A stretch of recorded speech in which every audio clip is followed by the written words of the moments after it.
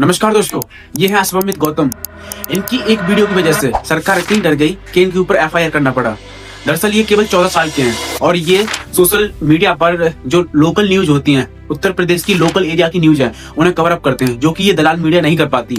और आपको ये लगता है कि सरकार इतनी ज्यादा अनपढ़ है, इसे छोटी छोटी चीजों से डर लगता है। अगर कोई बच्चा भी आकर इससे सवाल करे, उनसे भी ये डरने लग जाती है। यही वजह है कि ये देश गड्ढे में जा रहा है। अगर कोई इंसान फैक्ट्स के ऊपर बात करता है तो सरकार के कुछ चाटुकार हैं, वो उसको दबा देते हैं, उसके ऊपर एफआईआर करा देते हैं ताकि वो खुलकर ना बोल पाए। इसी वजह से जो आजकल के युवा हैं, जो थोड़ा बहुत कुछ कहना चाहते हैं सोशल मीडिया के माध्यम से, लेकिन सरकार के कुछ ऐसे चाटुकार हैं जो उनके ऊपर इस तरह से हावी हो जाते हैं, उन्हें वहीं पर सप्रेस कर देते हैं, दबा देते हैं। इसी वजह से कोई नहीं आना चाहता। और दरअसल इनकी एक वीडियो इतनी ज्यादा वायरल हुई थी कि उसकी वजह से इनके ऊपर एफआईआर कर दिया गया। और ये वीडियो ये है, आप पूरा देख सकते हो। एक तरफ मनुवादी कहते रह गए जात पात और दलितों पर अत्याचार अब खत्म हो चुका है, और दूसरी तरफ मेरठ के सरदरा थाना क्षेत्र के कपसाड़ गांव में एक सवर्ण लड़के पारस सिंह ने 9 जनवरी को खेत को जाती हुई एक दलित मां के ऊपर फरसे से हमला कर उनकी हत्या कर दी और उनकी बेटी के साथ छेड़छाड़ कर उसे अपने साथ ले गया। अब यहाँ कोई नहीं कहने आया कि दलितों पर अब अत्याचार खत्म हो चुका है।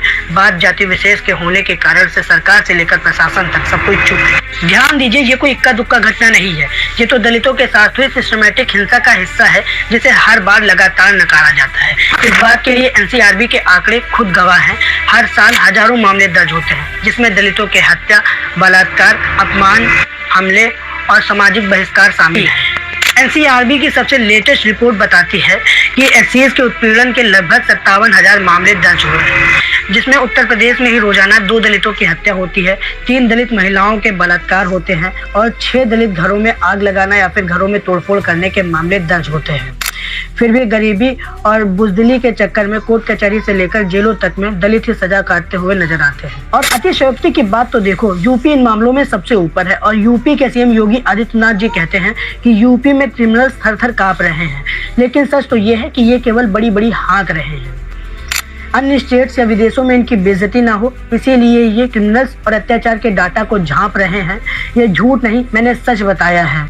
इन्होंने हाथरस गैंगरेप केस से लेकर उन्नाव गैंगरेप केस तक सब कुछ दबाया है। हर केस में जाति का एंगल हटाकर इन्होंने आपसी विवाद बनवाया है।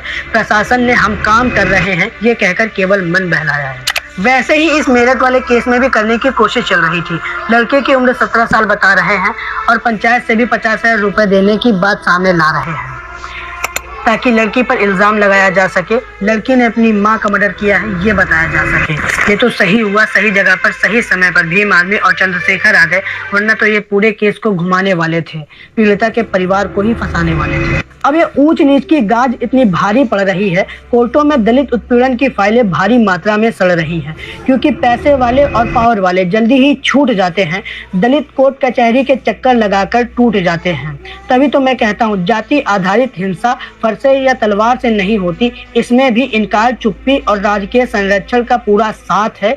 और आज जो दलितों पर अत्याचार हो रहा है, इसमें भी सरकार का पूरा हाथ है।